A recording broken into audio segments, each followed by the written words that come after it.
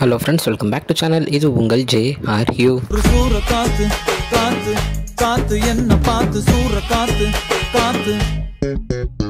So இன்றைக்கி நம்ம அஜித் அவர்களுடைய குட் பேட் அக்லி படத்துலேருந்து ஒரு அப்டேட் கொடுக்க போகிறோம் அப்படின்னு சொல்லியிருந்தாங்க. ஸோ அதுக்கேற்ற மாதிரி கரெக்டாக சொன்ன டைமில் 5:05க்கு சூப்பரான ஒரு போஸ்டர் வந்து ரிலீஸ் பண்ணியிருக்காங்க. ஆமாங்க, இதாங்க அந்த படத்துடைய போஸ்டர். ஸோ இந்த போஸ்டரில் வந்து பார்த்திங்கன்னா படம் ஏப்ரல் 10 ரிலீஸ் ஆக போகுது அப்படின்றத மாசான ஒரு லுக்கில் தரமாக நம்ம அஜித்குமார் ஒரு கன்னோட உட்காந்துருக்கிற மாதிரி ஒரு போஸ்டரில் சூப்பராக அனௌன்ஸ் பண்ணியிருக்காங்க அப்படின்னு தான் சொல்லணும்.